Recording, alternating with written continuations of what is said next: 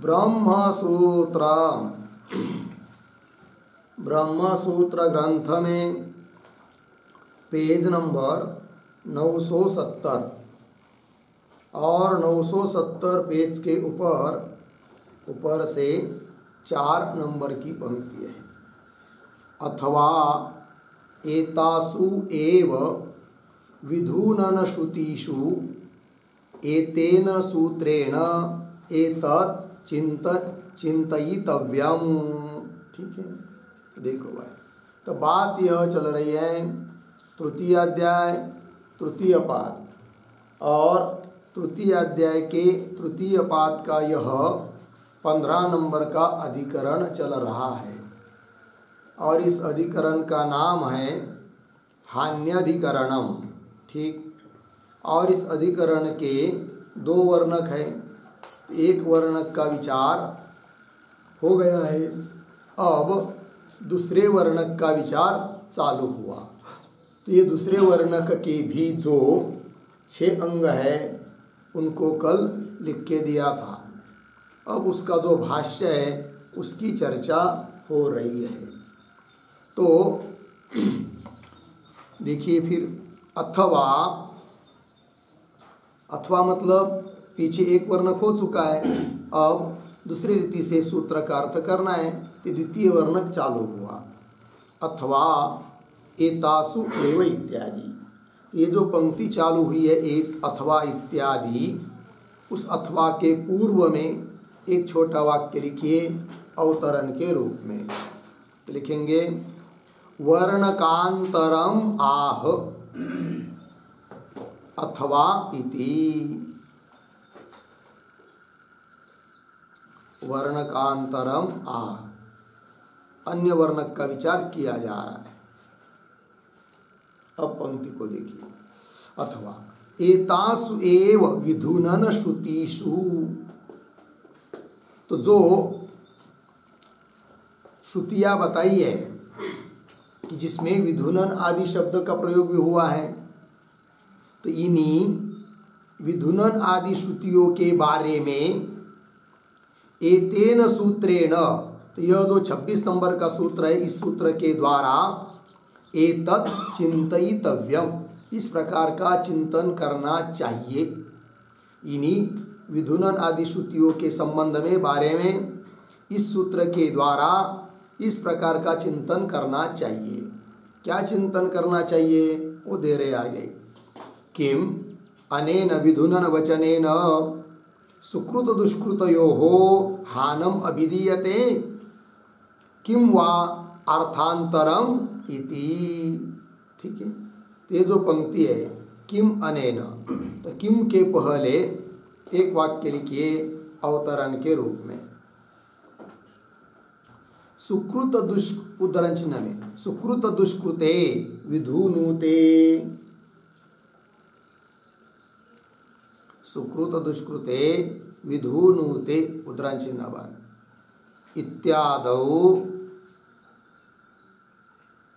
इत्यादौ विधुनन शब्दम विषयीकृत्य, विधुनन शब्दम विषयीकृत्य धात्वर्थ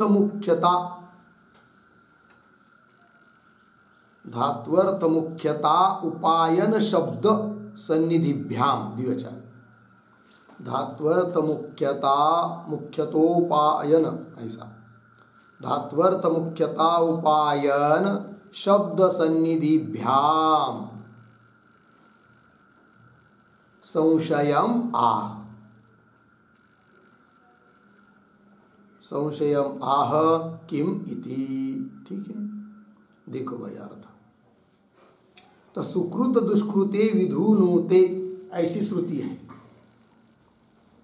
तो इत्यादि श्रुति में जो विधुनन शब्द आया है, उस विधुनन शब्द को विषय करके संशय हो रहा है।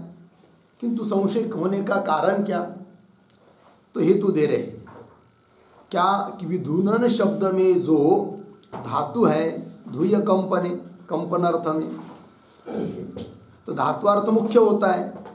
इसलिए विधुनन शब्द का अर्थ चालन करना चाहिए, क्योंकि धातु के अर्थ को प्रधानता होती है, एक बात। और उस श्रुति में सुकृत दुष्कृते विधुनोते, इस श्रुति में आगे उपायन शब्द आया है। फिर उपायन का मतलब होता है ग्रहण करना, और ग्रहण तब किया जा सकता है जब कोई त्याग करता है। अतः उपायन शब्द के बल पर विधुनन शब्द का अर्थ त्याग होना चाहिए।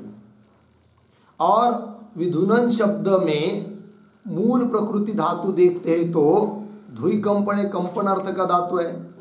अतः विधुनन शब्द का अर्थ कंपन होना चाहिए, चला चालन होना चाहिए, हिलना, ऐसा अर्थ होना चाहिए।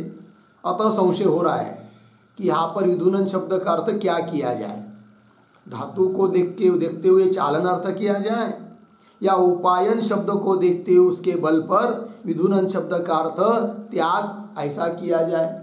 इसलिए संशय हो रहा है उस विधुनन शब्द के बारे में। वही दे रहे, देखिए, सुकृत दुष्कृते विधुनोते इत्यादौ विधुनन शब्द विषयीकृत्य धात्वर्थ मुख्यता उपायन शब्द सन्निधिभ्याम, उपायन शब्द की सन्निधि पड़ा हुआ है, उसके द्वारा संशयम आह किम इति। तो बोलेंगे ठीक है, संशय का स्वरूप क्या है, संशय का कारण तो बता दिया, स्वरूप बताओ। तब दे रहे किम अनेन विधुनन वचनेन सुकृत दुष्कृतयो हानम अभिधीयते, पहला विकल्प। किम वा अर्थांतरम इति, ठीक है, क्या इस विधुनन वचनेन, विधुनन शब्द के द्वारा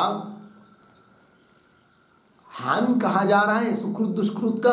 तो सुकृत दुष्कृत मतलब पुण्य पाप, इनका हान मतलब त्याग, अभिधीयते त्याग कहा जा रहा है क्या विधुनन शब्द के द्वारा, अर्थात विधुनन शब्द का अर्थ त्याग ऐसा है क्या, पहला विकल्प। किम वा अथवा अर्थांतरम, दूसरा अर्थ है, दूसरा अर्थ मतलब चालन, हिलना, यह अर्थ है। दोनों में कौन अर्थ है, ये विकल्प हुआ संशय। किम वा अर्थांतरम इति लग गया। आगे चलिए, तत्र च एवं प्रापयितव्यम, ये जो पंक्ति है तत्र च एवं इत्यादि, उसके ऊपर लिखिए पूर्व पक्ष,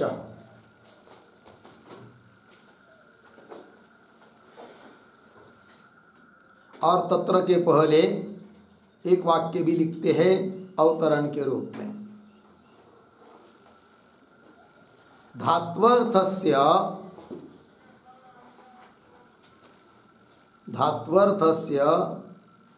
मुख्यत्वलाभेन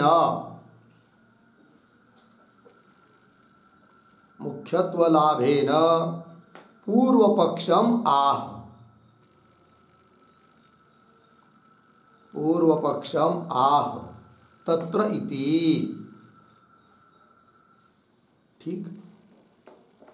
धात्वर्थस्य मुख्यत्वलाभेन, धातु का अर्थ मुख्य होता है, इसको देखते हुए पूर्व पक्षी अपनी बात रख रहा है, ठीक है। क्या कहता है, देखिए, तत्र च एवं प्रापयितव्यम, ठीक है। तत्र मतलब ऐसा संशय उपस्थित होने पर, एवं प्रापयितव्यम मतलब ऐसा प्राप्त कराना चाहिए, ऐसा प्राप्त होना चाहिए, मतलब इस प्रकार का पूर्व पक्षी उपस्थित कर लेना चाहिए। कैसा, वो आगे दे रहे, न हानम विधुननम अभिधीयते धूय कंपने इति स्मरणात्, ठीक।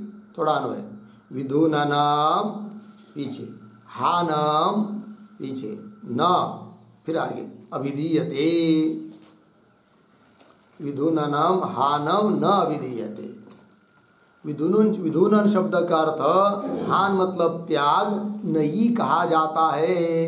बोलेंगे क्यों, धूय कंपने, विधुनन शब्द में मूल धातु कौन है, धूय, कंपन अर्थ में, चालन अर्थ में, हिलना अर्थ में, इति स्मरणात्, ऐसा स्मृति वचन है, पाणिनि भगवान का वचन है, ठीक है ना। अतः विधुनन शब्द का अर्थ कंपन होना चाहिए, ऐसा पूर्व पक्षी। एक बात हो गई, आगे चलिए। दोधूयन्ते ध्वजाग्राणी इति च वायुना चाल्यमानेषु ध्वजाग्रेषु प्रयोग दर्शनात्, तस्मात् चालनम विधुननम अभिधीयते। ठीक है, ये भी जो पंक्ति है दो धुयंते इत्यादि, उसके पूर्व में एक वाक्य लिखते हैं अवतरण के रूप में, लोक प्रयोग सामर्थ्याच्च,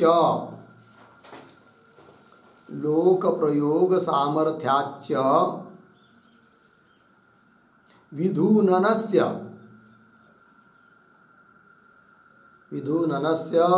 चालनता इति आह दोधूयन्ते इति। ठीक है, देखो अर्थ, लोक प्रयोग सामर्थ्य, पहला हेतु दिया पूर्व पक्षी ने कि धुय कंपनी ऐसा स्मृति वचन होने से विधुनन शब्द का अर्थ चालान ये होना चाहिए, और लोग में भी इस प्रकार का प्रयोग दिखाई देता है, उसके बल पर भी, उस सामर्थ्य से भी विधुनन का अर्थ चालनता, चालन, हिलना, ये अर्थ होना चाहिए। ये बोल रहा है पूर्व पक्षी। तो पंक्ति देखिए, दोधूयन्ते ध्वजाग्राणी, ध्वज पताका उसके अग्रभाग बार बार हिलते हैं, इति वायुना चाल्यमानेषु ध्वजाग्रेषु, वायु के द्वारा चलाए जाने वाले, मतलब हिलने वाले हैं कौन, ध्वज के अग्रभाग। ऐसे उस वायु के द्वारा हिलने वाले जो ध्वज के अग्रभाग है कि नहीं, उसमें प्रयोग देखने को मिलता है, मतलब शब्द प्रयोग देखने को मिलता है हिलना अर्थ में। ठीक है ना, ये कहना है। तात्पर्य, धुय धातु से बना हुआ शब्द जो दो धुयंते, उसका अर्थ जैसा हिलना है, उसी प्रकार विधुनन, विधुनुते, ये शब्द भी धुय कंपनी धातु से बने हुए होने के कारण विधुनन शब्द का अर्थ, अर्थात विधुनुते शब्द का अर्थ त्याग ऐसा न करके चालान, हिलना, कंपन होना, यही अर्थ करना चाहिए। ये कह रहा है पूर्व पक्षी। प्रयोग दर्शना, तस्मात् चालनम विधुननम अभिधीयते, तस्मात् इसलिए मतलब एक तो धुय कंपनी धातु के स्मृति वचन के आधार पर, लोक प्रयोग के आधार पर, दो हेतु ये, इसलिए चालनम विधुननम, विधुनन शब्द का अर्थ चालन, यही होना चाहिए। अभिधीयते, विधुननम चालनम अभिधीयते, विधुन शब्द चालन अर्थ को कह रहा है ये पूर्व पक्षी। तो बोलेंगे भाई अब बात जिसके बारे में चल रही है वह है सुकृत दुष्कृते विधुनुते। तो ज्ञानी पुरुष का जो सुकृत दुष्कृत अर्थात पुण्य पाप है कि नहीं, उस पुण्य पाप को विधुनन करता है वो। पूर्व पक्षी के अनुसार विधुनन शब्द का अर्थ चालन है, तो वो पाप पुण्य का विद्या, उसके विद्या के बल पर पाप पुण्य का त्याग करता है, यह अर्थ करना तो ठीक था, किंतु पूर्व पक्षी तो त्याग करना ऐसा अर्थ मान नहीं रहा है। पूर्व पक्षी तो बोल रहा है विधुनन शब्द का अर्थ चालन, हिलना। अब जब किसी व्यक्ति को ज्ञान हो गया तो उस ज्ञान के बल पर, विद्या के बल पर वो अपने पाप पुण्य को चालान करेगा, हिलाएगा, मतलब क्या करेगा, ये तो हमको समझ में नहीं आ रही बात। तो बताओ पूर्व पक्षी। तो पूर्व पक्षी बताता है कि वह ज्ञानी अपनी विद्या के बल पर पाप पुण्य को हिलाता है, मतलब क्या करता है, उसका अर्थ दे रहा है वो। चालनम तो सुकृत दुष्कृतयो हो कंचित कालम फल प्रतिबंधनात् इति एवं प्राप्य प्रतिवक्तव्यम। ठीक है ना, इति एवं प्राप्य मतलब ऐसा पूर्व पक्षी प्राप्त कराकर प्रतिवक्तव्यम, उसको उत्तर देना चाहिए, उसका निराकरण करना चाहिए। ठीक है, ऐसे सिद्धांति बोल रहे पूर्व पक्षी इस प्रकार की प्राप्त कराकर। अब ये जो पूर्व पक्षी ने बात कही है इस वाक्य में, चालन शब्द का मतलब क्या करना, क्या होता है, तो देखिए पंक्ति शब्दों का थोड़ा सा अन्वय। सुकृत दुष्कृतयो हो, पीछे चालनम तो, फिर आगे कंचित कालम फल प्रतिबंधनात्, आगे सरल है। सुकृत दुष्कृत मतलब पुण्य और पाप, इसका चालन मतलब कंचित कालम प्रतिबंधना। तात्पर्य ज्ञानी पुरुष को है ना, किसी व्यक्ति को श्रवण मनन निध्यासन आदि करके चिंतन मनन करने से जब ज्ञान हो गया, ब्रह्मबोध हो गया, तो वह अपने ज्ञान की विद्या के बल पर क्या करता है, पाप पुण्य का चालन कर देता है। चालन कर देता है मतलब क्या, पाप पुण्य का फल जो सुख और दुख वो प्राप्त होने के लिए उसको रोक देता है कुछ काल तक, वो अपना फल देने के लिए रुक जाते हैं। यही अर्थ है चालन शब्द का। तो ऐसी वो विद्या है, उस विद्या का यह सामर्थ्य है कि उसके जो पीछे के जो भी किए हुए संचित के सुकृत दुष्कृत पाप पुण्य होंगे, उन सबको वो अपने विद्या के बल पर फल देने के लिए रोक देता है। यही चालन शब्द का अर्थ है। ऐसा अर्थ करो, पूर्व पक्षी बोल रहा है, वही कह रहे। देखिए, सुकृत दुष्कृतयो चालनम तु, सुकृत दुष्कृत का चालन होना मतलब क्या, चालनम तु कंचित कालम फल प्रतिबंधना, कुछ काल तक उसका फल का प्रतिबंध हो जाना, यही सुकृत दुष्कृत का चालन है। ऐसा इति एवं, इस प्रकार का, इति एवं प्रापय्य मतलब ऐसा पूर्व पक्षी प्राप्त कराकर प्रतिवक्तव्य, उसको उत्तर देना चाहिए। ठीक है, फिर आगे इसके आगे सिद्धांत की बात आ रही है, किंतु उसके पहले ये जो ये शब्द आया है ना, कंचित कालम फल प्रतिबंधनात् इत्यादि, इसके आधार पर एक टिप्पणी लिख लेते हम लोग। विधूनन शब्दस्य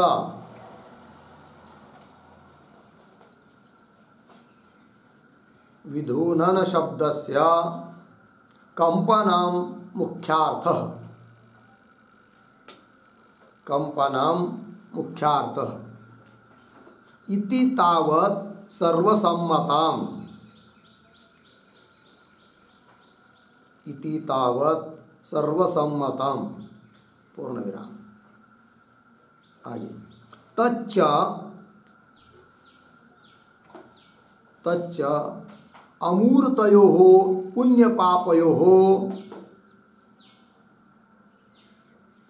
अमूर्तयोः पुण्यपापयोः न संभवति, न संभवति अर्धविराम। अतः तयोः, अतः तयोः यह स्वभावः, यह स्वभावः फलदातृत्व शक्ति, फलदातृत्व शक्ति अर्धविराम। ततः चालनम, ततः चालनम बराबर विद्या प्रतिबंधात् च्युति, विद्या प्रतिबंधात् च्युति अर्धविराम। सा लक्षणीया, सा लक्षणीया अर्धविराम। न हानि ही,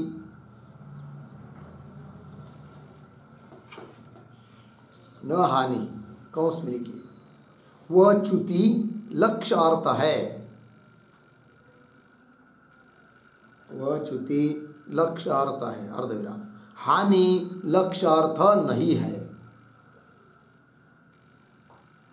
हानि लक्ष्य अर्थ नहीं है कौन सी बात। आगे अमूर्तयोः, अमूर्तयोः अन्यत्र संक्रांति अयोगात्, अन्यत्र संक्रांति अयोगात् अन्य सापेक्षत्वाच्च, हाँ अन्यत्र संक्रांति अयोगात् अन्य सापेक्षत्वाच्च इति पूर्व पक्षार्थः।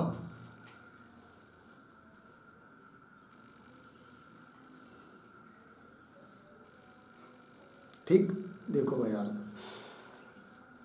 तो विधुनन पूर्व पक्ष का अभिप्राय क्या है वो बता रहे हैं। तो विधुनन शब्द से कंपनम मुख्यार्थ, विधुनन शब्द का मुख्यार्थ है कंपन, पूर्व पक्षी कहता है। और ये बात सबको सम्मत है, सिद्धांति को भी मान्य है, विधुनन शब्द का अर्थ कंपन है। किंतु यहाँ पर लक्षणा करके विधुनन शब्द का अर्थ कंपन न करके त्याग किया जाता है, ये सिद्धांती आगे बोलेंगे, क्योंकि उपायन शब्द के आधार पर। किंतु मुख्य अर्थ तो कंपन है, ये सबको मान्य है। तो पूर्व पक्षी वही बात कह रहा है कि विधुनन शब्द से कंपन मुख्यार्थ इति तावत सर्वसम्मतम। आगे तच्च, तत् मतलब वह कंपन, अमूर्तयो पुण्य पापयो न संभवती। कंपन मतलब हिलना, वो मूर्त पदार्थ का धर्म है, जैसे ध्वजा वगैरह, चाहे कोई भी चीज़ हो, झाड़ पेड़ पौधा, ये हिल सकते हैं, क्योंकि वो क्या है, मूर्त पदार्थ है, आकारवान पदार्थ है। पुण्य पाप कोई मूर्त पदार्थ तो है नहीं, तो उसका चालन कैसा होगा फिर? जबकि विधुनन शब्द का अर्थ चालन, हिलना, ऐसा करना चाहिए, ऐसा पूर्व पक्षी बोल रहा है। तब कोई करे तच्च अमूर्तयो पुण्य पापयो न संभवती। अतः फिर चालनार्थ तो किया, तो चालनार्थ विधुनन शब्द का अर्थ है चालन, हिलना, किंतु हिलना तो पुण्य पाप का हो नहीं सकता। अतः विधुनन शब्द का अर्थ लक्ष्यार्थ लेंगे।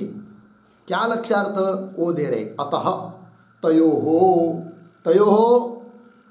सुकृत दुष्कृतयोः पुण्य पापयोः यह स्वभाव, पुण्य पाप का जो स्वभाव है, क्या? फलदातृत्व शक्ति, अपने फल को देने की शक्ति। पुण्य का फल सुख, पाप का फल दुख, तो फलदातृत्व शक्ति। ततः चालनम मतलब विद्या प्रतिबंधाच्युति, अर्थात उस ज्ञानी पुरुष की जो विद्या है, उस विद्या के बल पर पाप पुण्य का चालन होता है। मतलब क्या? वो पाप पुण्य का, जो पाप पुण्य में जो शक्ति है अपना फल देने की, सुख दुख देने की, वो उससे रुक जाते हैं। अर्थात वो पाप पुण्य अपना फल सुख दुख को देते नहीं है, कुछ काल तक रुक जाते हैं, यही अर्थ है चालन। तो विद्या प्रतिबंधात, विद्या से प्रतिबंध होने से च्युत हो जाता है अपने फल देने से। सा च्युति, सा मतलब वो च्युत होना, हिल जाना। सा लक्षणीया न हानि, विधुनन शब्द का अर्थ हानि ऐसा नहीं है, किंतु चालन यही अर्थ है। अब लक्ष्यार्थ हो जाएगा अपने फल से च्युति, वही कह रहे, वह च्युति लक्ष्यार्थ है, हानि लक्ष्यार्थ नहीं है। आगे दूसरी बात, अमूर्तयो अन्यत्र संक्रांति अयोगा। अच्छा समझ लीजिए, हे सिद्धांती, पूर्व पक्षी बोलेगा कि सिद्धांती तुम्हारे कहने के अनुसार विधुनन शब्द का अर्थ त्याग करेंगे तो वो भी संभव नहीं है। क्यों? त्याग छोड़ना, त्याग देना, वो उस चीज का हो सकता है जो वस्तु मूर्त हो। अपने पास घट हो पट हो, एक दूसरे को दे सकते हैं क्योंकि वो मूर्त है। पाप पुण्य तो क्या है? अमूर्त है, उसका त्याग संक्रांति दूसरे में दे देना, ये कैसा हो पाएगा? अतः विधुनन शब्द का अर्थ हानि नहीं होना चाहिए, चालन यही अर्थ होना चाहिए। और चालन भी हो नहीं सकता है तब लक्ष्यार्थ कर लेना चाहिए।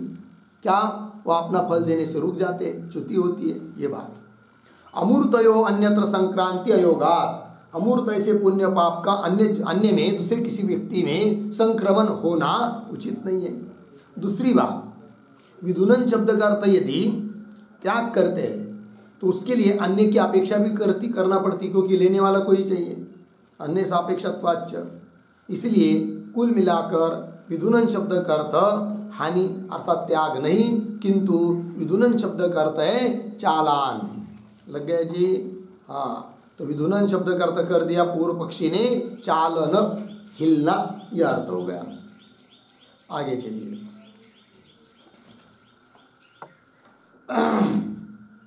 चालनम सुकृत अन्वय के अनुसार, सुकृत दुष्कृतयो चालनम तो कंचित कालम फल प्रतिबंधात इति एवं प्राप्य प्रतिवक्तव्य, उसके प्रति अब उत्तर देना चाहिए, उस पूर्व पक्षी का निराकरण करना चाहिए। तो फिर उत्तर दे रहे आगे, हानौ एव एषः विधुनन शब्दः वर्तितुम अर्हति। तो ये जो पंक्ति हानौ इत्यादि, उसके ऊपर लिखिए समाधानम।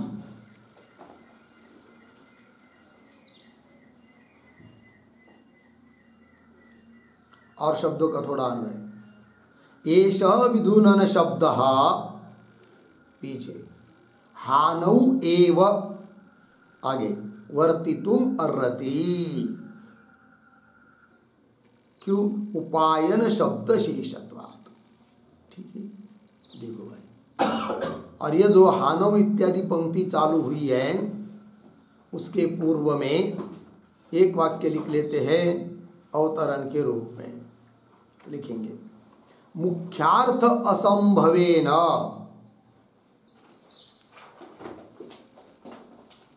मुख्यार्थ असंभवेन शब्दस्य लक्षणा, शब्दस्य लक्षणा उपादाने, लक्षणोपादाने सन्निहित पदानुसारेण,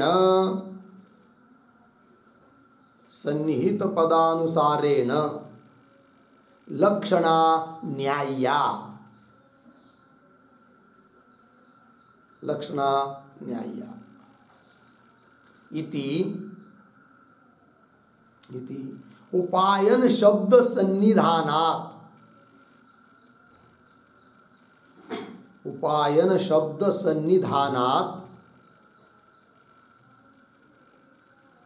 हानम एव लक्ष्यते, हानम एव लक्ष्यते इति आह हानौ इति।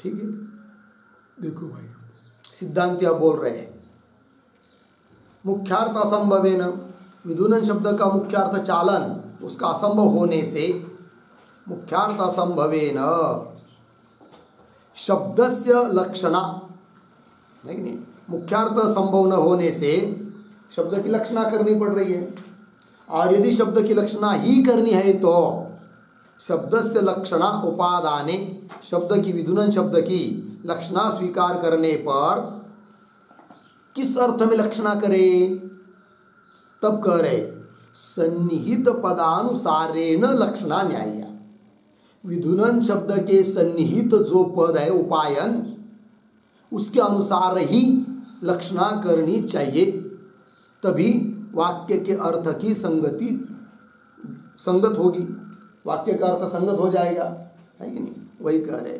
सन्निहित पदानुसारेण लक्षणा न्याय्या इति, ऐसा होने से तो उपायन शब्द सन्निधाना, और जिस श्रुति में विधुनन शब्द आया है उसी श्रुति में उपायन शब्द आया है, अर्थात उपायन शब्द का सन्निधान है विधुनन शब्द के साथ, तो उपायन शब्द सन्निधानात् हानम एव लक्ष्यते, इसलिए विधुनन शब्द का अर्थ हान ही है, हान ही लक्षित होता है।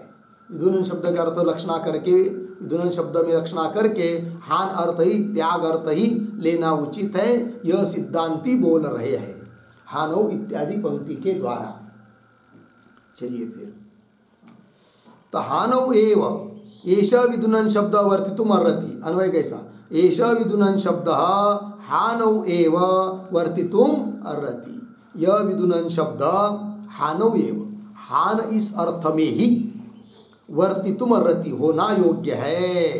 बोलेंगे क्यों, उपायन शब्द शेषत्वात्, हेतु दे दिया, तो उपायन शब्द शेषत्वात् इसका अर्थ लिखिए उपायन शब्द सन्निधौ, उपायन शब्द सन्निधौ विधुनन शब्दस्य श्रुतत्वात्, विधुनन शब्दस्य श्रुतत्वात् इत्यर्थः। ठीक है, देखो भाई उपायन शब्द के सन्निधि में विधुनन शब्द होने से, है कि नहीं, उपायन शब्द सन्निहित में विधुनन शब्द से श्रुतत्वात्, विधुनन शब्द श्रुत है अतः वह विधुनन शब्द शेष है, उपायन शब्द का अंग है, अतः उपायन शब्द का यदि उल्लेख है तो उसके आधार पर विधुनन शब्द का अर्थ हान अर्थात त्याग ही करना चाहिए, उपायन शब्द शेषत्व। ठीक है, चलिए, तो ये जो हानौ एव एष इत्यादि पंक्ति के द्वारा सिद्धांती पूर्व पक्षी को उत्तर दे रहे हैं, पूर्व पक्षी का निराकरण कर रहे हैं, और विधुनन शब्द का अर्थ चालान नहीं अपितु हान ही करना उचित है, इस बात की सिद्धि कर रहे हैं, किंतु यह सिद्धि सूत्र के माध्यम से कर रहे हैं, अतः सूत्र का उच्चारण और अर्थ कर लेते हैं। यद्यपि इस 26 नंबर के सूत्र का उच्चारण और अर्थ एक बार हो चुका है, किंतु वह प्रथम वर्णक के अनुसार अर्थ किया था। अब इस द्वितीय वर्णक के अनुसार सूत्र का अर्थ करेंगे सूत्रकार, है कि नहीं। तो सूत्र को अर्थ करते हैं। तो सूत्र है हानौ तु पायन शब्द शेषत्वात् कुशाच्छंद स्तुति उपगानवत् तदुक्तम्। हानौ तु पायन शब्द शेषत्वात् कुशाच्छंद स्तुति उपगानवत् तदुक्तम्। ठीक, चलिए देखते हैं। कौंस में लिखिए द्वितीय वर्णक के अनुसार सूत्र का अर्थ। द्वितीय वर्णक के अनुसार सूत्र का अर्थ। पूर्ण विराम कौंस बंद। फिर नीचे सूत्रावतरणम बराबर उद्धरण चिन्ह में तत्सुकृत दुष्कृते विधूनुते। तत्सुकृत दुष्कृते विधूनुते उद्धरण चिन्ह बंद। कौशित की 1-4 इत्यत्र विधूनन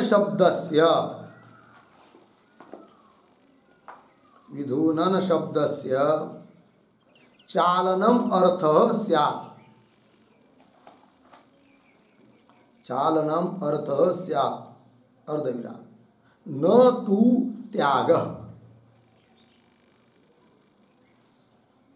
न तु त्यागः पूर्ण विराम।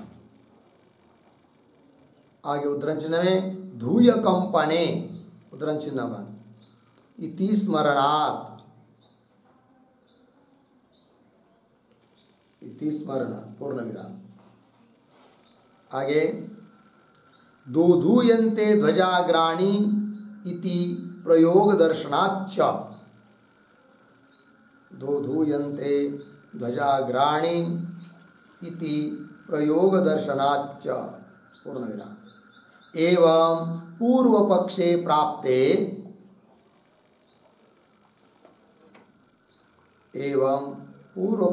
प्राप्ते आह।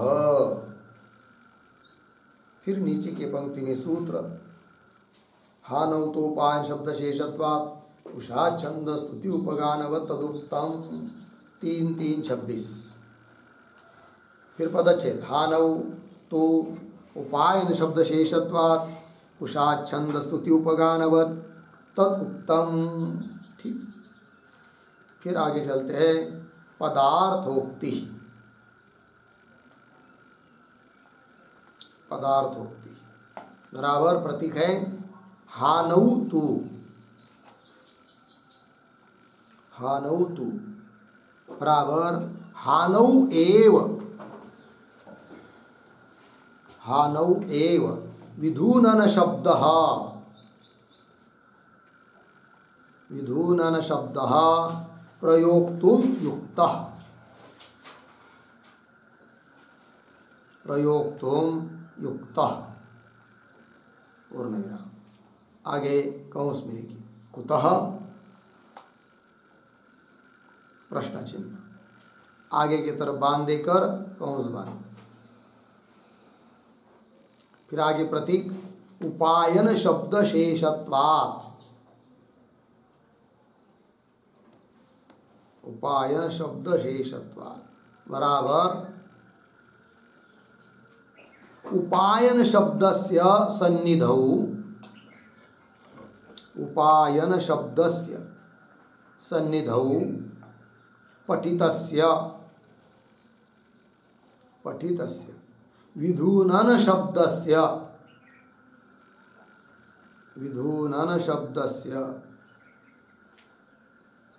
उपायन शब्दं प्रति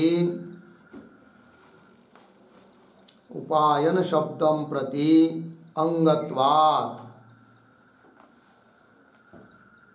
उपायन शब्दं प्रति अंगत्वात् पूर्ण विराम। आगे ननो दोधूयन्ते ध्वजाग्राणि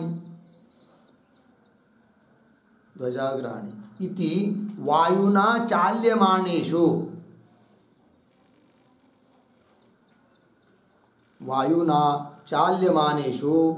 ध्वजाग्रेषु प्रयोगदर्शनात्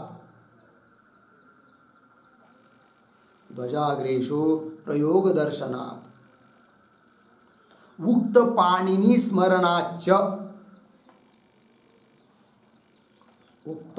पाणिनि स्मरणाच्च विरोधः इति चेत् पाणिनि स्मरणाच्च विरोधः इति चेत् अर्धविराम न अद्रव्यत्वात्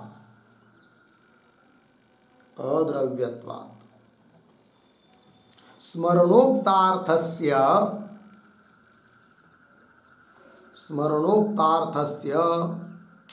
प्रायिकत्वाच्च पूर्ण विराम कंसपान आगे एवं च उपायनस्य हानं विना असंभवात्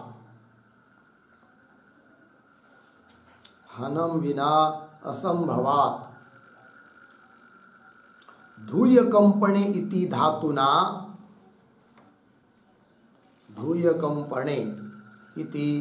धातुना अपि हानम एव लक्ष्यम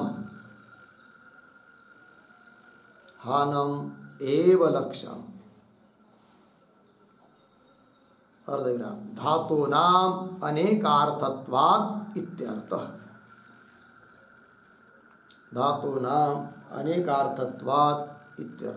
पूर्ण विराम आगे तथा केवल विधुनन शब्दस्य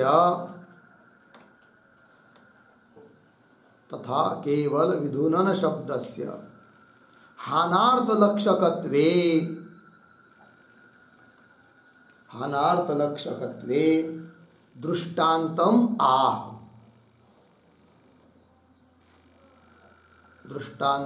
आह ठीक है। ये जो पंक्ति अभी लिखी ना तथा से लेकर आह तक इसको कौंस में लीजिए। तथा केवल विधुनन शब्दस्य हानार्थलक्षकत्वे दृष्टान्तम आह, फिर आगे की तरफ बांध देकर कौंस बांध, फिर आगे प्रतीक कुशाच्छंद स्तुति उपगानवत्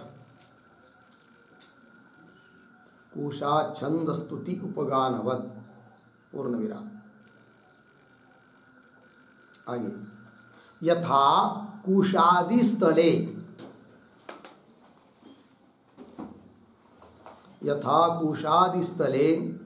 शाखांतरीय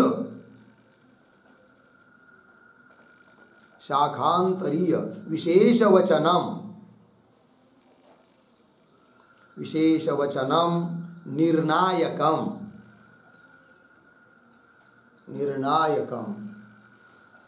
एवं इह अपि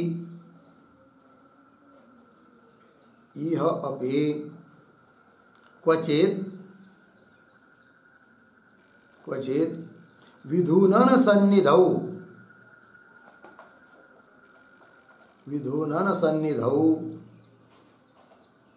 उपायनम श्रूयमाणम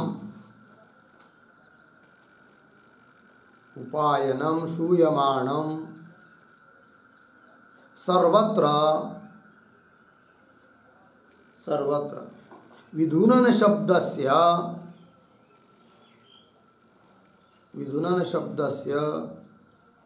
हानार्थ उपलक्षकत्वे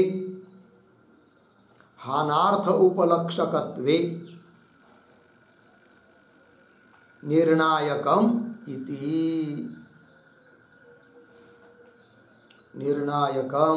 इति पूर्ण विराम। फिर आगे प्रतीक तद उक्तम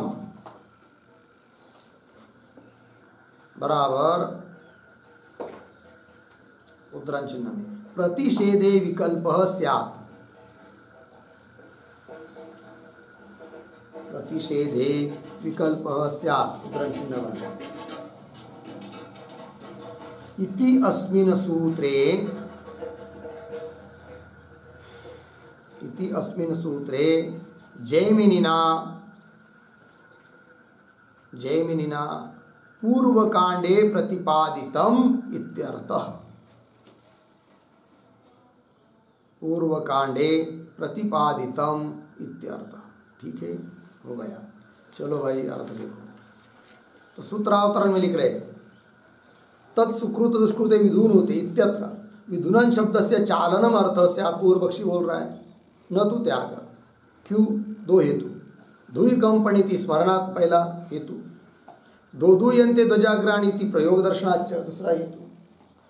तो पूर्व पक्षी का कहना हुआ कि विधुनन शब्द का अर्थ चालन। इस प्रकार पूर्व पक्ष प्राप्त होने पर सूत्र आ रहा है। फिर सूत्र के पदार्थ उक्ति में लिख रहे हैं हानौतु। हानौतु इस शब्द का अर्थ किया हानौ एव, हान इस अर्थ में ही विधुनन शब्द प्रयोक्तुम युक्त, विधुनन शब्द का प्रयोग करना युक्ति युक्त है। बोलेंगे क्यों? कुतः?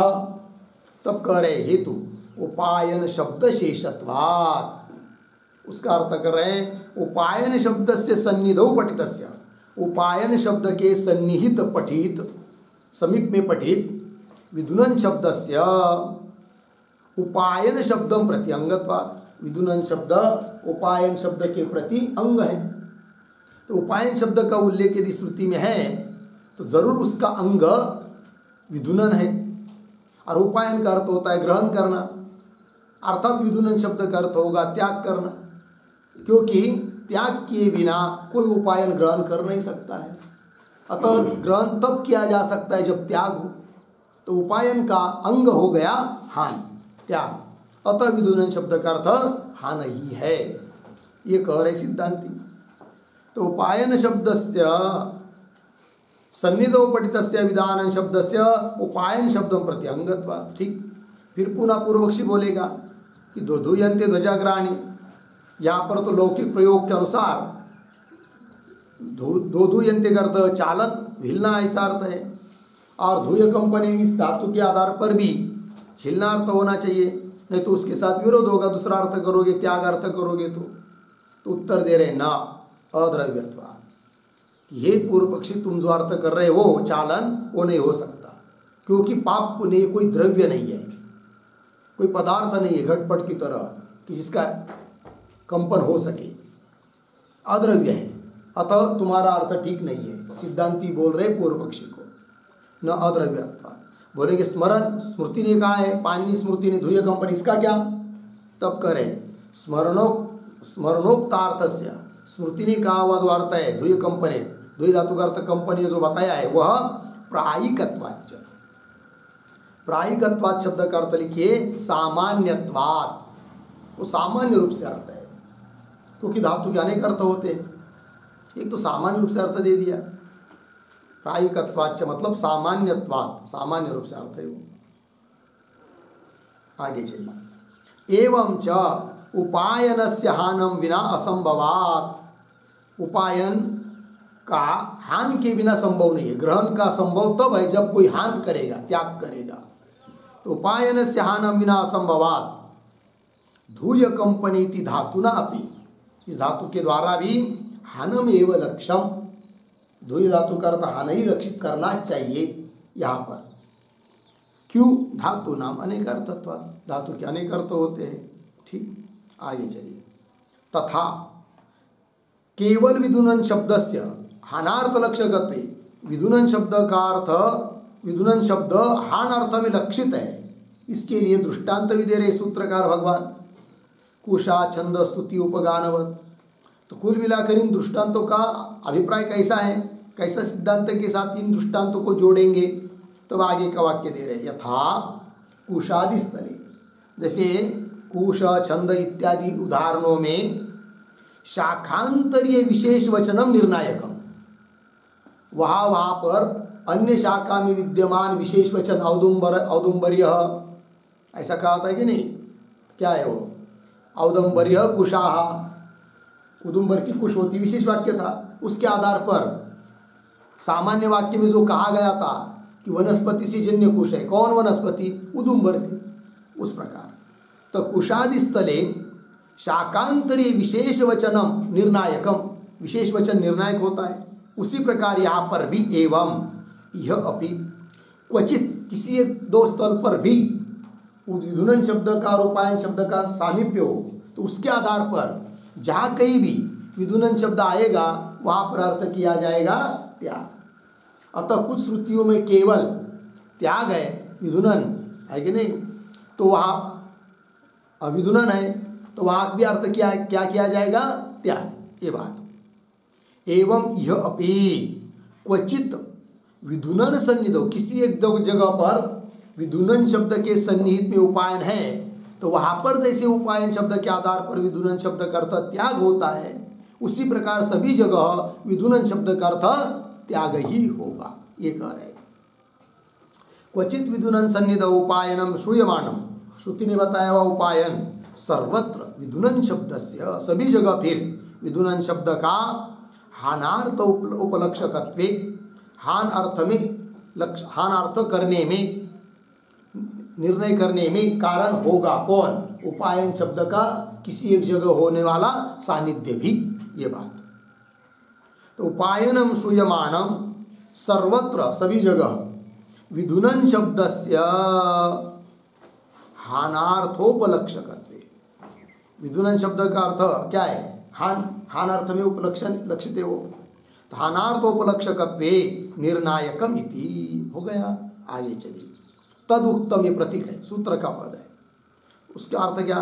तो प्रतिषेधे विकल्प स्यात्, इस प्रकार इति अस्मिन् सूत्रे, यहाँ इस सूत्र में जैमिनी महाराज ने पूर्व कांड में, पूर्व मीमांसा में यह बात प्रतिपादन की है, निर्णय किया है ना। उसका व्याख्यान भी पीछे के वर्णक में कर चुके हैं, अतः अधिक व्याख्यान करने की जरूरत नहीं। चलिए फिर आगे भाष्य में, हानौ एव एष विधुनन शब्द वर्तितुमर्हति उपायन शब्द शेषत्वात्। ठीक, आगे, न ही पर परिग्रह भूतयोः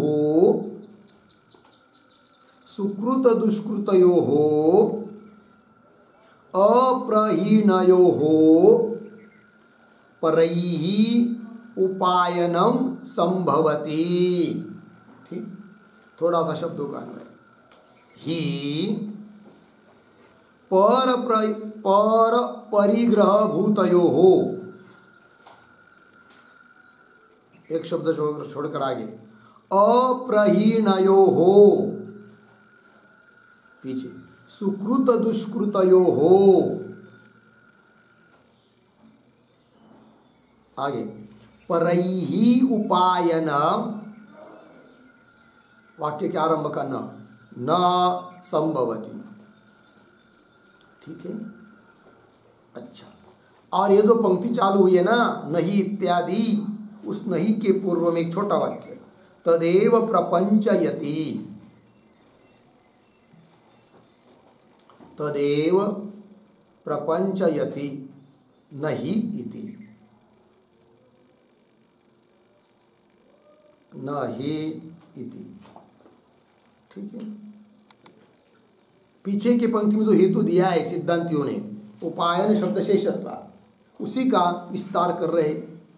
देखिए फिर, ही क्योंकि पर परिग्रह भूतयोः, पर दूसरे किसी व्यक्ति ने परिगृहित किए, संग्रहित किए, ऐसे कौन?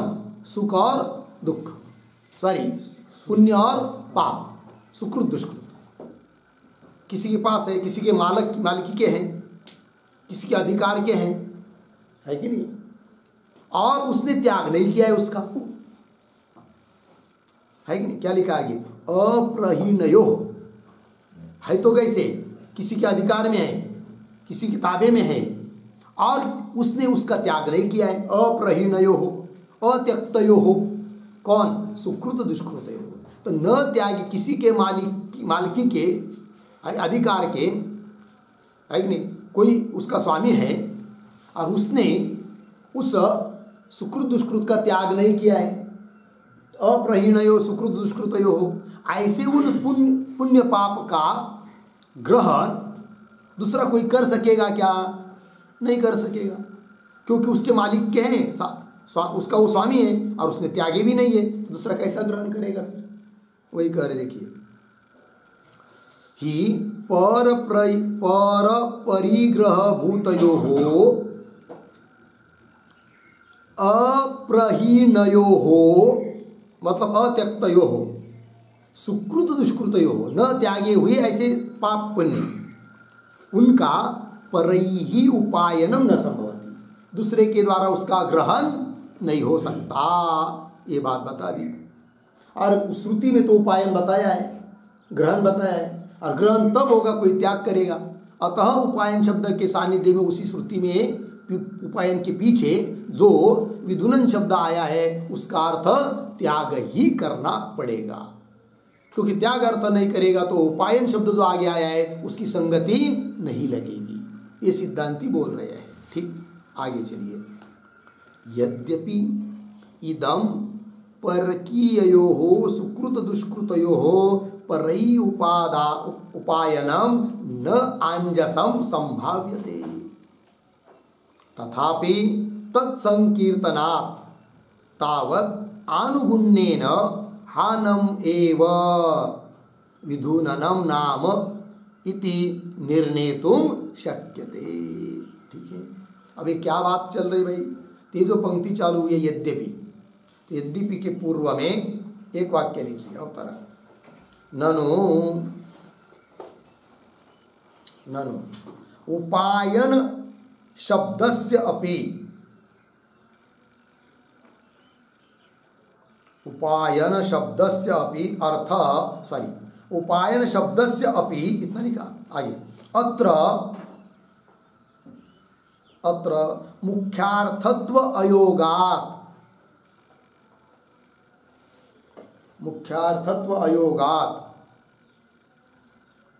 कथम तद्बलेन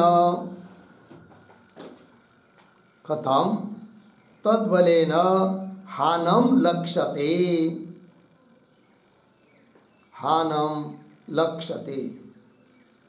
इति आशंक्य आह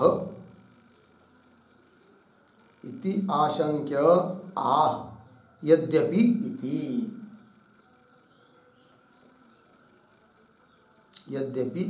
ठीक है, देखो भाई अर्थ, ननु पूर्व पक्षी बोल रहा है उपायन शब्द से अपि अत्र मुख्यार्थत्व अयोगात्, जिस उपायन शब्द के बल पर आप सिद्धांती विधुनन शब्द का अर्थ त्याग कर रहे हो, उस उपायन शब्द का भी यहां पर मुख्यार्थ तो है नहीं, तो कैसे फिर उसके बल पर आप विधुनन शब्द का अर्थ त्याग कर रहे हो? ये बोल रहा है कौन? पूर्व पक्षी। कैसे? ध्यान दीजिए, तो उपायन शब्द का अर्थ जो है वो यहां पर मुख्यार्थ तो है नहीं, पूर्व बोल रहा है पूर्व पक्षी। मुख्यार्थ मतलब क्या? ग्रहण करना है नहीं, तो पाप पुण्य कुछ की दूसरे के पाप पुण्य दूसरा कोई ग्रहण कर रहा है, स्वीकार कर रहा है, ऐसा हो सकता है क्या? नहीं, क्योंकि वो अमूर्त पदार्थ है ना। जैसे किसी ने किसी को एक वस्तु दे दी, घट पट आदि कुछ दे दिया, तो दूसरा कोई ग्रहण कर सकता है। यहाँ पर कोई भी व्यक्ति दूसरे किसी के ज्ञानी आदि पुरुष के पाप पुण्य का उपायन करता है, ग्रहण करता है, किंतु मुख्यार्थ तो असंभव नहीं है ना, क्योंकि ऐसा लेने की वस्तु नहीं है वो पुण्य पाप। तब तो उसका कुछ लाक्षणिक अर्थ करना पड़ता है उपायन शब्द का, है कि नहीं? वो कैसा करना पड़ता है वो बताएंगे अभी थोड़ी देर में, किंतु मुख्यार्थ तो नहीं है। यदि उपायन शब्द का मुख्यार्थ होता तो उसके आधार पर विधुनन शब्द का अर्थ त्याग करना उचित होता, किंतु उपायन शब्द का ही मुख्यार्थ या संभव नहीं है, तो आप सिद्धांती लोग उस उपायन शब्द के बल पर विधुनन शब्द का अर्थ त्याग कैसे कर रहे हो? ये शंका है पूर्व पक्षी की। पंक्ति देखिए, ननो उपायन शब्द से अपि अत्र मुख्यार्थत्व अयोगा कथम तद्बलेन हानम लक्ष्यते इति आशंके शंका हुई।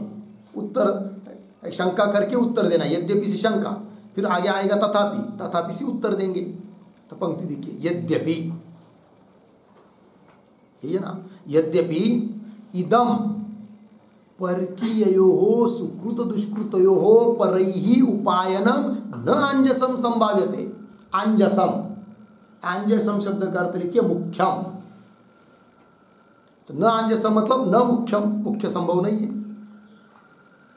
देखिए फिर, यद्यपि इदम, इदम उपायनम, इदम का अर्थ उपायन के साथ, इदम क्या, परकीययोः सुकृत दुष्कृतयोः, सुकृत दुष्कृत किसके है, परकीय दूसरे के, ज्ञानी के हैं, बराबर। तो परकीययोः सुकृत दुष्कृतयोः परैः, वो ज्ञानी पुरुष से भिन्न उसके भक्ताभक्त दूसरे लोग, परैः दूसरों के द्वारा, इदम उपायनम, इदम का अर्थ अन्वय उपायन के साथ, इदम उपायनम न आंजसम संभाव्यते, न मुख्यम संभाव्यते, मुख्य अर्थ तो हो नहीं सकता उपायन का। ये शंका हुई, उत्तर दे तथापि, ऐसा होने पर भी तत्संकीर्तनात्, उस उपायन का संकीर्तन हुआ है, सम्यक कथन हुआ है, वह शब्द का उल्लेख है, अतः उसके अनुसार ही विधुनन शब्द का अर्थ करना पड़ेगा, नहीं तो नहीं। तथापि तत्संकीर्तनात् तावत् तद आनुगुण्येन, उस उपायन शब्द के अनुकूल ही, अनुसार ही, हानम एव विधुननम नाम, हान ही विधुनन शब्द का अर्थ करना होगा। हानम एव विधुननम नाम इति निर्णेतुं शक्यते, ऐसा निर्णय करना शक्य है, ये बात बता दी। ठीक है, तो इस ये जो पंक्ति है तथापि तत्संकीर्तनात् इत्यादि वगैरह, उस पर एक टिप्पणी लिखते हैं हम लोग, छोटी सी। तो लिखेंगे, सुकृत दुष्कृतयोः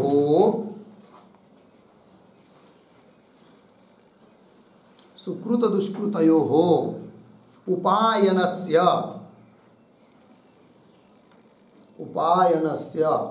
अमुख्यत्वे अपि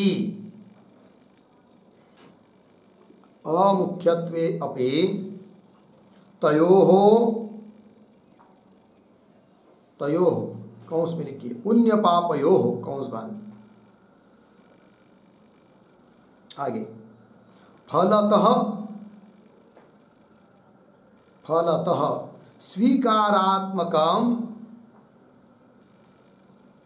स्वीकारात्मकम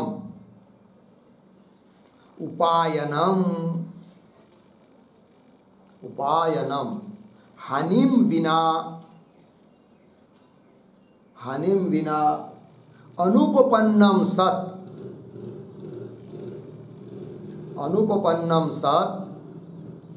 लक्षणा निर्णायकम भवति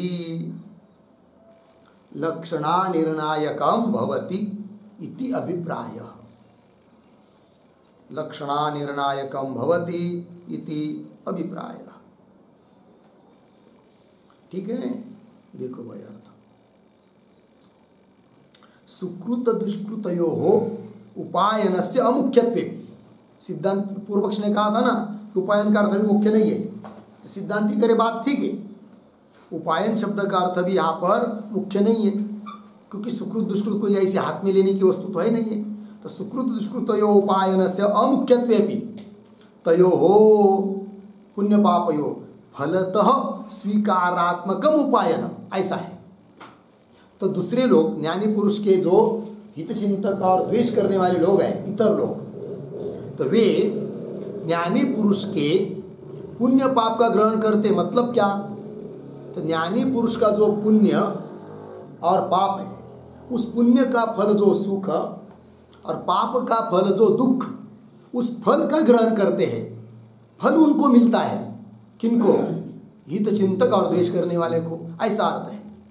अतः उपायन शब्द का मुख्य अर्थ न होने पर भी इस अर्थ में तात्पर्य है, किंतु पुण्य पाप का फल ही क्यों न हो, सुख दुख ही क्यों न हो, वो तो ले रहे ना, उपायन कर रहे, ग्रहण कर रहे, और वह उपायन त्याग के बिना हो नहीं सकता।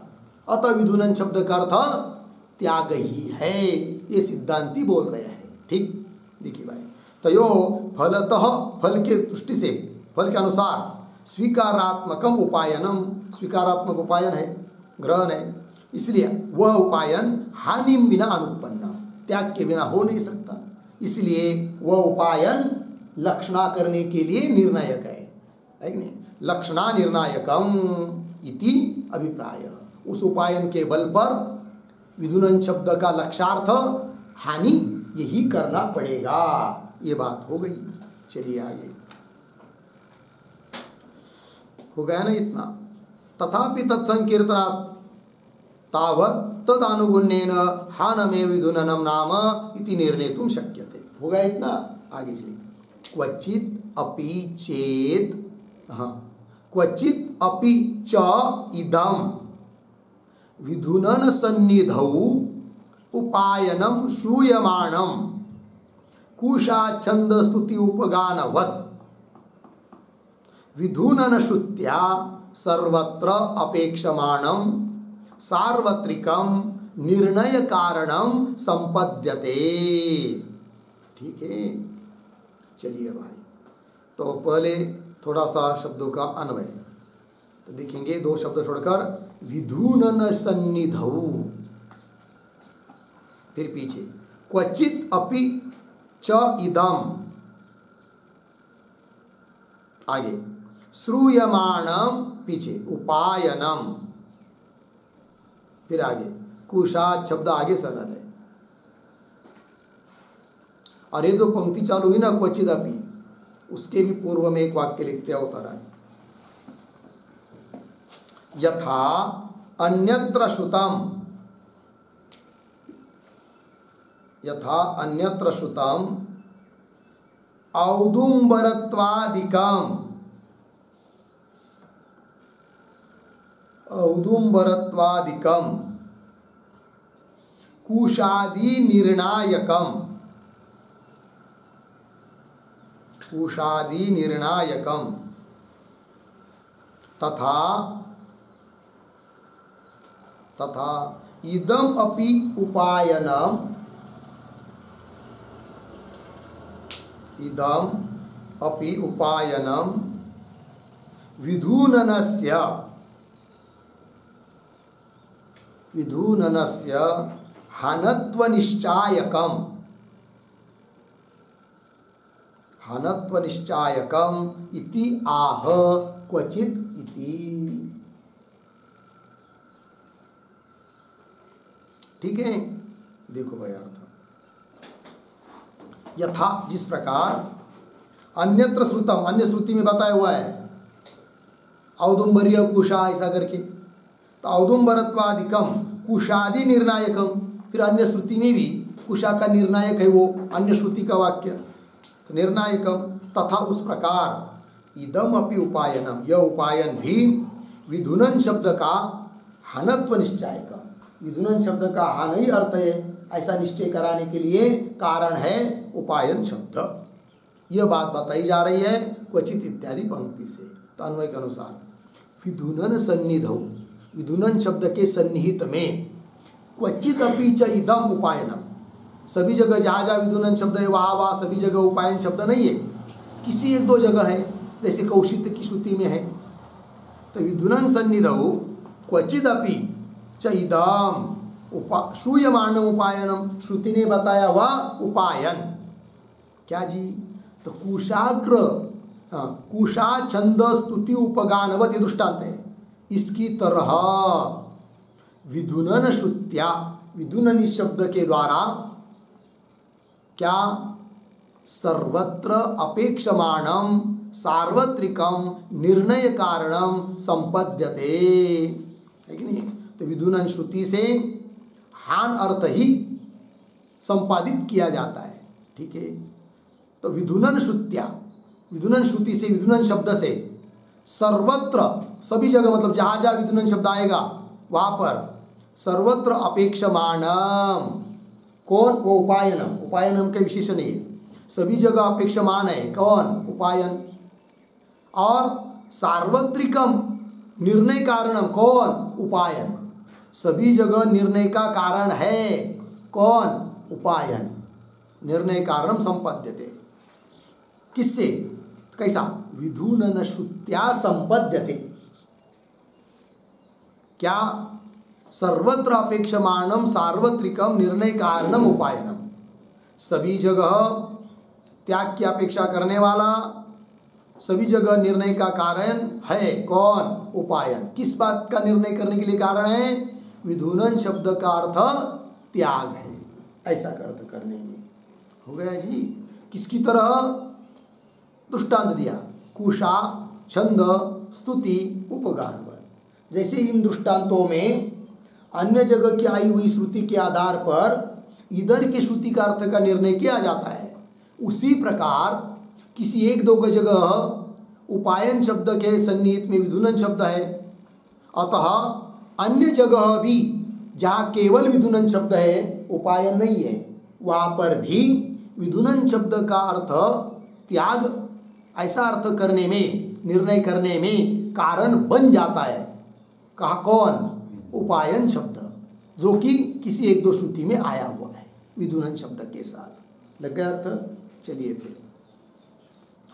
तो विधुनन सन्निधौ क्वचिदपि च इदम श्रूयमाण उपायनम कुशा छंद स्तुति उपगानवत, इनकी तरह विधुनन श्रुत्या सर्वत्र अपेक्षमाणम सार्वत्रिकम निर्णय कारणम संपद्यते। ठीक है ना? संपद्यते, संपन्न होता है, समर्थ होता है, उपायन शब्द। ठीक है, चलिए आगे।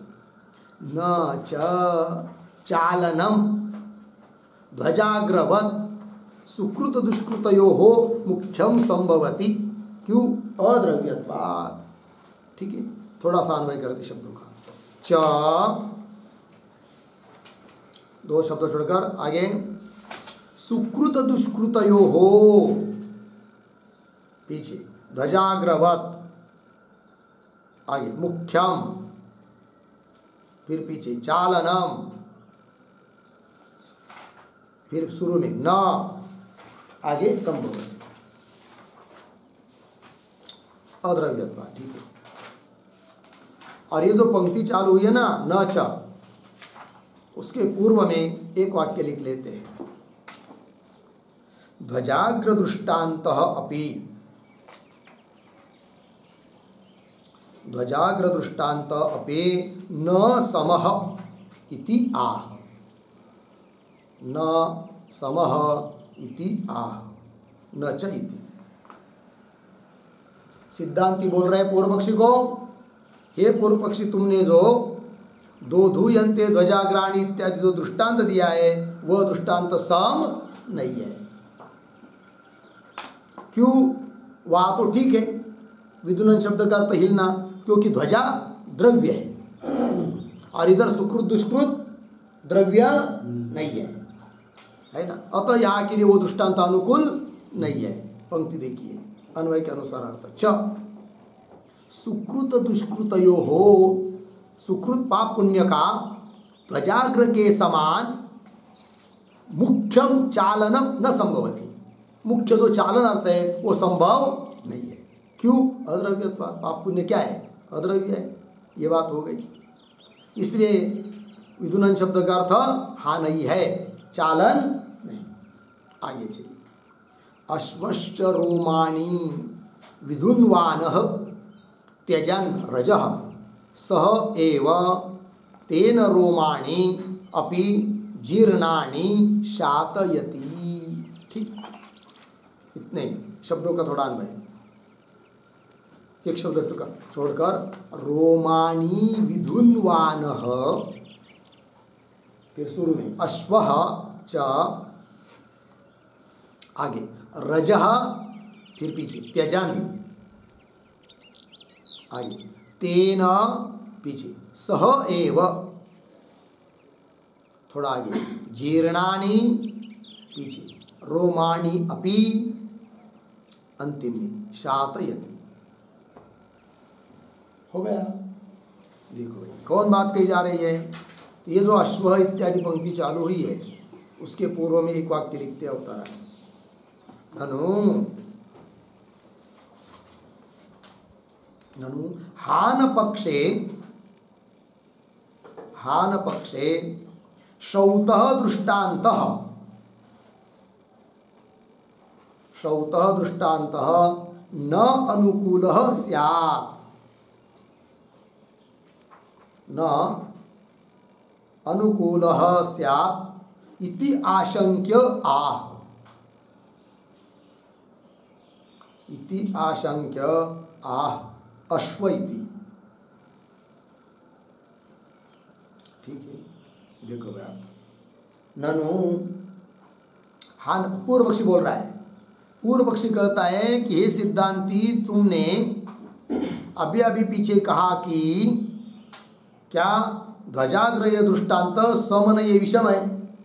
हम भी कहेंगे विधुनन शब्द का अर्थ यदि तुम लोग हान करोगे, त्याग कैसा अर्थ करोगे, तो श्रुति ने दिया हुआ जो दृष्टांत है, हान पक्ष में दृष्टांत दिया हुआ है कौन सा, अश्व का, वो भी अनुकूल नहीं है। ऐसा कहेगा कौन, पूर्व पक्षी। तो उसको उत्तर दे रहे हैं अश्वश्च इत्यादि पंक्ति से कि श्रौत दृष्टांत प्रतिकूल नहीं अपितु अनुकूल है। क्या लिखा उत्तर में, ननु हान पक्षी श्रौत दृष्टांत न अनुकूल से, अनुकूल नहीं होगा, ऐसा कह रहा है कौन, पूर्व पक्षी। उत्तर दे रहे सिद्धांती कि दृष्टांत अनुकूल ही है। तो पंक्ति देखिए, रोमाणी विधुन्वान अश्वः च, रोम अर्थात बाल, केस। तो अश्व क्या करता है, बहुत ऐसा चाल के आता है, तो ऐसा आंख को झाड़ देता है धर्र ऐसा करके, ठीक है ना। तो रोमानी, उन केसों को, विधुन्वान हिलाता हुआ, कौन, अश्वः च, उन रोमों को हिलाता हुआ घोड़ा क्या करता है, रजह त्यजन, रज मतलब धूलि के कण, उसको त्यागता हुआ, तेन सह एव, तेन तेन रजसा, वो रजक कण के साथ, धूल के साथ साथ, तेन सह एव, उसके साथ साथ ही, जीर्णानी रोमाणी अपि शातयति, जीर्ण से जो रोम है कि नहीं, जीर्ण से जो उसके केस है, उसको भी क्या कर देता है, झाड़ देता है, त्याग देता है। अतः दृष्टांत प्रतिकूल नहीं है अपितु अनुकूल ही है। ये बात हो गई। आगे चलिए, अश्व इव रोमाणे विधूय पापम इति च ब्राह्मणम, ये अन्य जगह का छांदोग्य का ब्राह्मण भी दे दिया, ब्राह्मण वाक्य, लेकिन किस लिए दिया ये बीच में, तो ये जो पंक्ति चालू हुई अश्व इव, उसके पूर्व में एक छोटा वाक्य लिखा होता है, ननु ननु अश्वः जीर्णानि रोमाणि त्यजति, जीर्णानि रोमाणि त्यजति इति यद्यपि प्रत्यक्ष सिद्धम, इति यद्यपि प्रत्यक्ष सिद्धम, अर्धविराम, तथापि तथापि तद्वत् पाप प्रहाणे, तद्वत् पाप प्रहाणे न प्रमाणम, न प्रमाणम इति आशंक्य आह, इति आशंक्य आह अश्वः इव। ठीक, देखो भाई अर्थ, पूर्व पक्षी कह रहा है कि ननु अश्व घोड़ा, जीर्णानि रोमाणि त्यजति, पुराने पुराने बालों को झाड़ देता है, त्याग देता है, इति यद्यपि प्रत्यक्ष सिद्ध है, दिखाई देता है, कोई बात नहीं, तथापि तद्वत, उस प्रकार, उस दृष्टांत के अनुसार ज्ञानी पुरुष पाप को छोड़ देता है, इसमें क्या प्रमाण है, पूर्व पक्षी पूछ रहा है। तद्वत पाप प्रहाणे, प्रहाणे त्यागे, पाप त्यागे, न प्रमाणम, प्रमाण नहीं है, इति आशंक्य, ऐसी शंका कोई करता है तो उत्तर दे रहे प्रमाण है।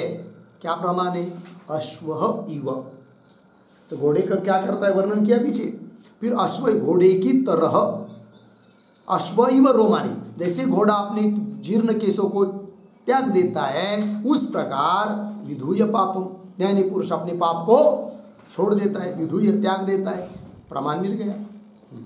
इति च ब्राह्मण, ये ब्राह्मण प्रमाण है। ठीक, आगे चलिए, अनेकार्थत्वाभ्युपगमाच्च धातूनाम न स्मरण विरोध। शब्दों का अन्वय धातूनाम पीछे अनेकार्थत्वाभ्युपगमाच्च आगे न स्मरण विरोध। ठीक है। अब क्या बात कही जा रही है? ये जो पंक्ति चालू हुई अनेकार्थत्वात् अनेकार्थत्व अभ्युपगमात् इत्यादि, उसके पूर्व में एक वाक्य लिखी छोटा, प्रहाण पक्षे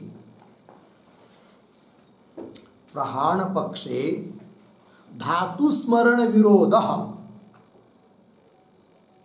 धातु स्मरण विरोध अपि नास्ति इति आह अनेकार्थत्व इत्यादि। ठीक है।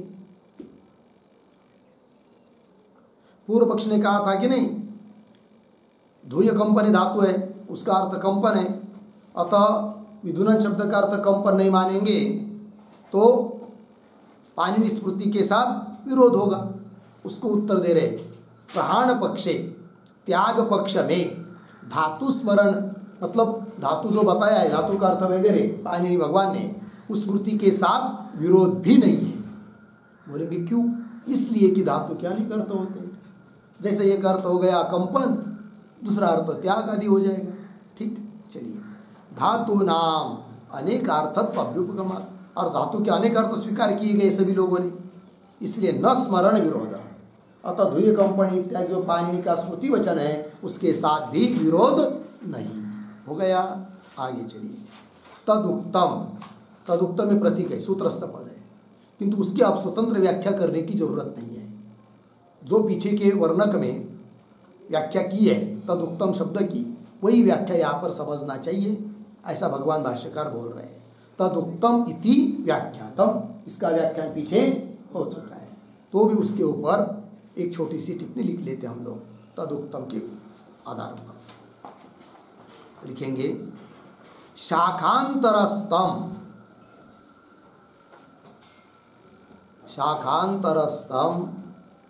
उपायनम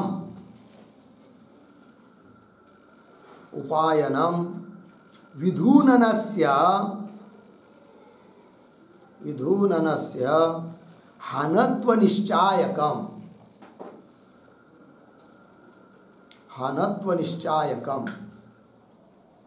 इत्यत्र जैमिनी सूत्रम उद्धरण चिन्ह में तदुक्तम उद्धरण चिन्ह बाद इति गृहीतम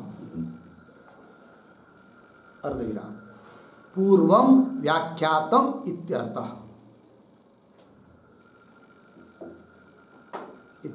पूर्णविराम। आगे, एवं विधूननस्य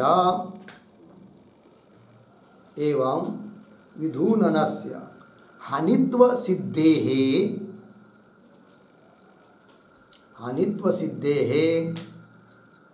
केवल हानौ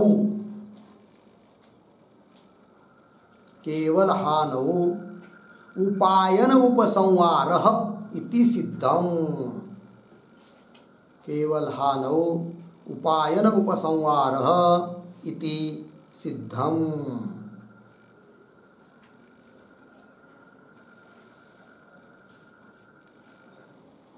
ठीक, देखो भाई, तो शाखांतरस्तम उपायनम, अन्य शाखा में बताया हुआ जो उपायन है वह विधूननस्य हानत्व निश्चायकम, विधूनन शब्द का अर्थ त्याग, इस अर्थ का निश्चय करने में कारण है।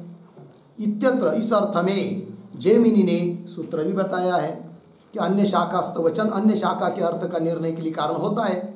यह सिद्धांत जैमिनी ने बताया है, वही सिद्धांत यहाँ पर हमने लागू किया कि उपायन अन्य शाखा में बताया है कौशितिकी में, तो उसके आधार पर सभी जगह विधूनन शब्द का अर्थ त्याग कर लेते हैं। इति जैमिनी सूत्रम तदुक्तम इति गृहीतम, तदुक्तम इस सूत्र के पद से वो लिया अर्थ कि ऐसा जैमिनी भगवान ने कहा है, और पूर्व में उसकी व्याख्या भी कर दी है। कुल मिलाकर क्या निर्णय हुआ? एवं विधूननस्य हानित्व सिद्ध है, विधूनन शब्द का अर्थ त्याग, ऐसा सिद्ध होने पर केवल अनु, जहाँ पर केवल हानि, केवल त्याग बताया है, वहाँ पर उपायन का उपसंहार संग्रह कर लेना चाहिए। यह भी बात सिद्ध हो गई। इसके साथ साथ इस 26 नंबर के सूत्र का भाष्य पूरा हुआ और ये 15 नंबर का अधिकरण भी पूरा हुआ। तो 2 वर्णक हुए इस अधिकरण के। उसमें प्रथम वर्णक में इस बात की सिद्धि की थी कि जहाँ केवल हान बताया है वहाँ पर उपायन का उपसंहार होना चाहिए, होता है, इस बात को बताया।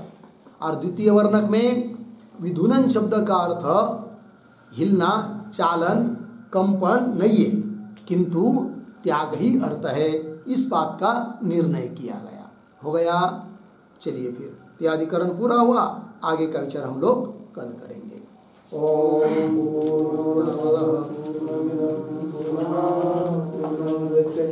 पूर्णस्य पूर्णमादाय पूर्णमेवावशिष्यते। ओम शांति शांति शांति।